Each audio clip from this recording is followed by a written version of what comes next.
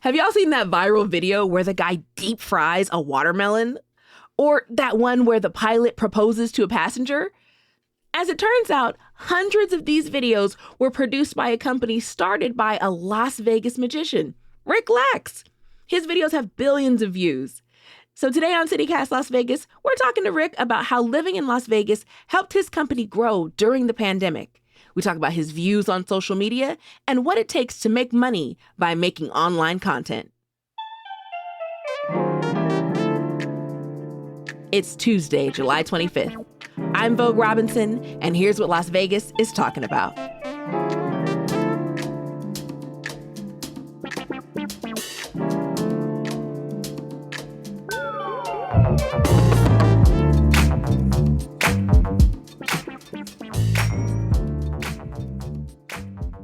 Rick Lax, welcome to CityCast Las Vegas. Thanks for being on the show. How are you? Thank you for having me here. I'm doing so well. Just so excited to be here with you. So, we're going to dig into this magical world that you live in. Great. So, what was your first viral video? Do you remember? Oh, I remember. It was very exciting. It was an interactive magic trick. So I took my deck of cards to Starbucks. I set up the camera and I said, everyone, hey, if you're watching this video, pick one of these cards. And then I said, I'm going to guess what card you picked. And I did it. It worked for a lot of people who watched the video. So Wow. They shared it with their friends and it got to 10 million views very quickly. Whew. That would freak me out. Like if I was watching a video and the video told me the correct card, I would be freaked out. And then, I would probably send it to my sister. Yes, many people were freaked out. I was going for this. And then as I did it more and more, I started to see, people at Vogue are sending it to their sister. So I would incorporate that into the next trick. I'd say, well, if this trick works for you, if I correctly guess your card, then you should send this video to your sister. And people did that because they were so amazed. Nice. So you went from making your own videos to hiring a bunch of people and starting a company in 2018. How did things change for your company in 2020? In 2018, I started teaching people, my friends, how to make viral videos. And it was going pretty well, but I had trouble convincing some friends because what they said was, hey, Ricky, I already have a job. I can't leave my job to try this crazy new way of entertaining people on Facebook. Then when the pandemic hit, many of my friends who are live entertainers here in Las Vegas, they lost their jobs because people couldn't come together to watch live entertainment. So a lot of them said at that point, hey, Ricky, what was that thing you were talking about, making videos? And I'm like, oh, well, I'm glad you asked because still doing it. And very quickly we grew from about 20 people to 100 people. Whoa. Yeah. That's massive. Yeah. Easy to do it when people aren't doing anything else. True. I think I definitely consumed the most amount of videos like early 2020 at me and the computer. We thank you for that. We thank you for your eyeballs. So how do you think your experience and like your background as a Vegas magician influenced your approach to viral videos? As a magician, you're always concerned with people's attention. You need to, in order for a magic trick to work, people have to place their attention where you want them to place it, and you don't want them paying attention to the stuff you don't want them paying attention to. So now when it comes time to make viral content, you have a similar goal where you need to grab attention quickly. You need to maintain attention throughout the course of the video. And other entertainers, I think they've struggled because if you're just, let's say, a movie actor, you're used to people paying, they come see your movie, and they're well in that seat, they're comfortable, they've paid. They're not going anywhere if you don't grab their attention in the first couple seconds. But for magicians, if we don't fully control someone's attention, then we are not able to actually perform a magic trick. So is there anything about like your experience in Vegas entertainment specifically that's kind of helped you propel your career forward? The people. I think Vegas attracts many of the best entertainers in the whole world. I think the city attracts them because we have so many different types of people coming through the city. Almost every type of person visits Las Vegas. So if you're going to be an entertainer here, you have to know how to appeal to a broad audience, unlike maybe the entertainers in Los Angeles or Nashville, Branson, where there's wonderful entertainers there, but a lot of times they're entertaining one type of person, where we've entertained a breadth of people. So that's really helped out my current business, because all the people I just knew and was friends with already had this ability to entertain different sorts of people. So I'm curious for you, like, what's the secret sauce to a viral video production? Do you have a philosophy? You can make a viral video by grabbing someone's attention, keeping it till the end of the video, giving them a reason to share it with their friends, because all of these platforms, they're all competing for eyeballs. And if you can produce content that will keep people on a platform, then the platform will have an interest in distributing your content. So how about do you have like a recent example you could give me of how you've kind of put these principles all together to bake this cake? Let's see. There was a video we published 2 days ago from a creator I work with named Taylor Watson. Looks like the video in the past 2 days has about 50 million views. This was a video. It is a scripted drama where she is playing an airline passenger. Her boyfriend is the pilot. He is proposing to her on the plane. We also have a very special guest on the airplane today. My girlfriend, Vanessa. That's it. Does it? So it starts off with there is a captivating looking person in a plane, and right from the start we see that the pilot is dating this person, and we think, well, that's an interesting premise. Usually we don't know about the pilot's romantic side, and we're looking at the person that the pilot is talking about. So we get the sense like this could be going somewhere. Someone's probably filming it for a reason. And then we start to understand what's going to happen in the video. And we want to see the big moment where a proposal happens. So we keep watching until the end.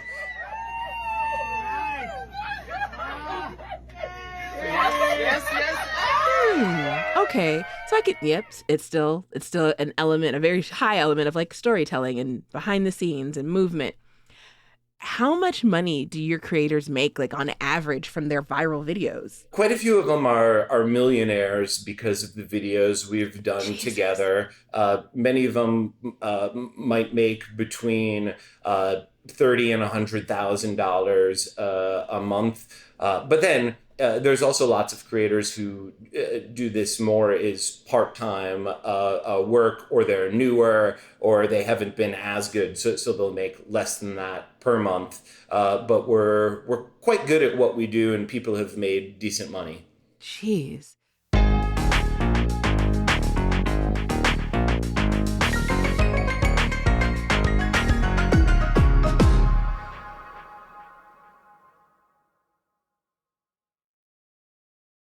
So let's talk about these food videos, because Sonia, our producer, had me watch somebody deep fry a watermelon whole. Ooh. So don't do this at home. We are trained watermelon deep fryers. Okay? Whoa! For the safety of your deers, don't do this at home. Okay? Whoa! And I was very disappointed and disturbed, because who puts a whole watermelon into a deep fryer? So let's talk about these food videos. Eater called them gross recipes that basically no one would ever recreate. Is that fair? Is it just food rubbernecking? So we've done tens of thousands of videos, maybe hundreds of thousands of videos. And there was a dozen or so videos with food that people thought were gross. A writer definitely said, I'm going to build a story out of this. And he sort of painted the whole company as a company that creates gross food videos, rather than the more accurate thing, that this is less than 1% of all the videos that we've made. So I just want to put that into context. But yeah, we do all sorts of videos. For cooking videos, we do some where I would suggest that you try the recipe. We do some that are just supposed to be funny. We do some videos that are weird. We do all different kinds of videos. Also, when you ask like that question of me there, it sounds like that wasn't, I understand you were going off of what you saw, but is that you just rubbernecking and trying to get people to listen to your podcast by coming up with a sensational story rather than going for the truth? Now, I'm not actually asking that. The point I'm trying to make is we all, when we're, the media is part of, I think there's crossovers with entertainment in this podcast, but I'd say we all do things to get attention, including the writer who wrote that. Let's not demonize people who are doing things to get attention. We all do that when we're doing any sort of broadcast. Yeah, I think that goes all the way back to like what kind of town is Vegas, you know? So we're fighting for ears in the crowded podcast space. So I think you want to give people what they're interested in. And sometimes what people will pay attention to isn't always in alignment with even their own like values and morals. Sometimes people will watch things that are terrible or things that they're 100% politically against. Great, Vogue. I'm so glad we're getting into it now. Going to have a real conversation. So, Vogue, you're saying you know better what people should be watching. If you know, hey, I know this is your value and you shouldn't be watching this. Like the data is in opposition. I think that like I would never tell somebody, oh, this is what you should be watching. But I'm sometimes surprised at what people actually watch versus what they say they're interested in. Yes, but the data, I think the real data is what they're watching. And I think what's happening is when people say what their values are, maybe that's not the case, because now we have data on how they actually spend their time and what they're interested in. I agree with you. It does not always line up with what they say. I just draw a different conclusion of, I bet some people are either liars or they don't know what's inside of them because, you know, our psyches are complex and we might think that we want something, but actually want something else. Yeah, it's the driving past a car accident and how oftentimes it's the looky-loo, it's the driving slower past it. So people are interesting. Humans, we are interesting beings for sure. Sure. Speaking of human beings and the crap that we do and don't do, like, what's the downside of going viral? So you're putting yourself out there, and whenever you put yourself out there to a lot of people, there's going to be negative consequences. For me personally, one of the worst parts has been all the death threats over the years. That's just no fun when people are saying, threats?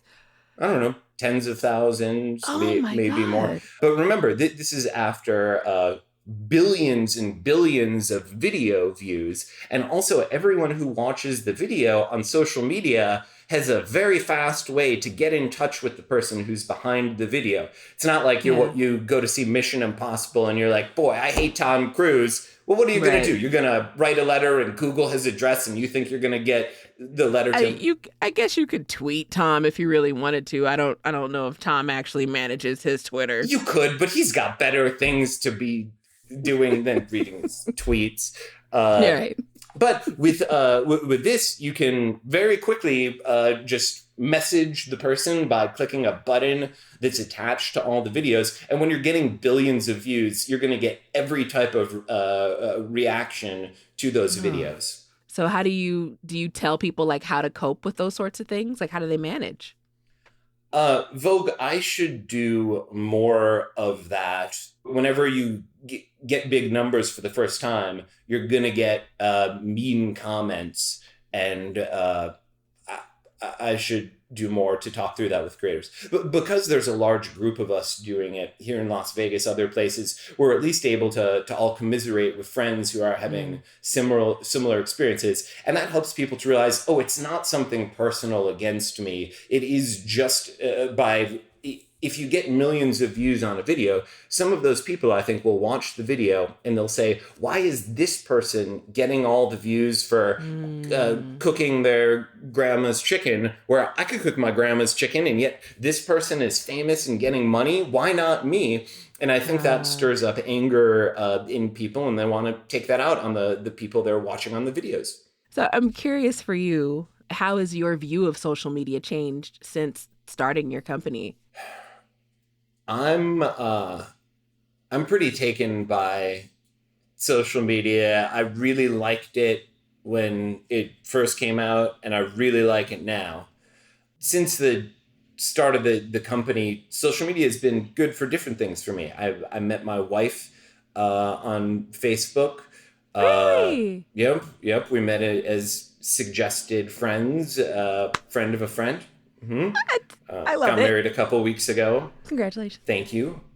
When her cancer came back, we coordinated the care in using Facebook's groups feature, and all of us would, we just had a group dedicated to like this Ellie support group, and we would coordinate who was driving to radiation or who would do hangouts, this sort of thing.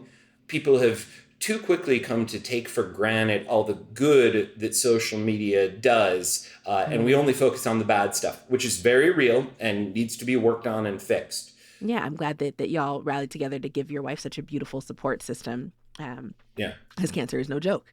I want to talk about one more celebratory thing, which is that I heard your company was just acquired. So congratulations. Thank you. I'm assuming that comes with a nice check. So in my head, I feel like that's people's goals. Like it's the Shark Tank goal. You build something from scratch, it grows into something massive, and then, you can work a bit less and make a bit more. So what advice would you give someone who wants to make money creating viral videos? What would you tell them? Start doing it. I'm 41, so I'm older for a content creator. But I remember growing up, other entertainers would tell me, hey, you need to practice until stuff is perfect. People will judge you based on everything you do and say. It better be polished. You have to stand by everything. In magic, don't perform a trick until you've mastered it. But tastes have changed, and a lot of people don't want to see stuff that is overproduced. I think people actually respond better when stuff is raw and more real. So don't be afraid of creating content. If you want to be great at it, you just need to start. And as you start, you'll get more data. Look through your data and figure out, what do people like to see you do, and where does that intersect with what you like to do? And then you hope to find this sweet spot of stuff that performs well, that people like, and that you like doing. And then when you find this sweet spot, do more of it. Yeah. All right. Well, I'm sure we'll all be seeing videos produced by your company all throughout the internet. You will, but you won't know it because I won't be in the videos. The people you know won't. They'll look like random videos, but you'll see them. We'll see you in the random streets. Yes. I'll see you there. Well, Ricky, thanks so much for being on CityCast Las Vegas today. Thank you for having me.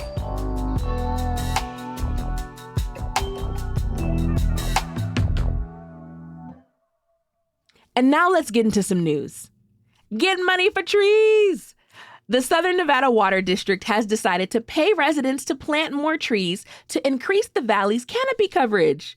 $100 per approved planting, even as we all continue to rip out our grass. Also, sad restaurant news, y'all. The plant-based downtown restaurant Veggie Nation abruptly closed on Sunday. They used to have an awesome outdoor area, they'd have events, and they really invited community in.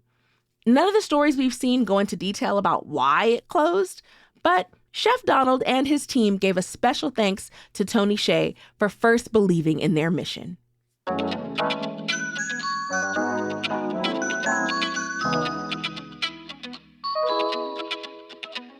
That's all for today here on CityCast Las Vegas. Do you think you've seen one of Rick's videos? Send it to your sister along with this episode. Also, don't forget to subscribe to our morning newsletter. We'll be back tomorrow morning with more news from around the city. Take care.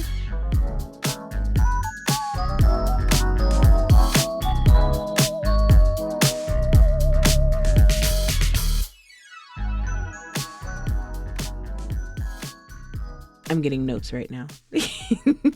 It's not just that what I said was so life-changing that you have to reconsider things. Aw, not yet. It's coming. Thank you.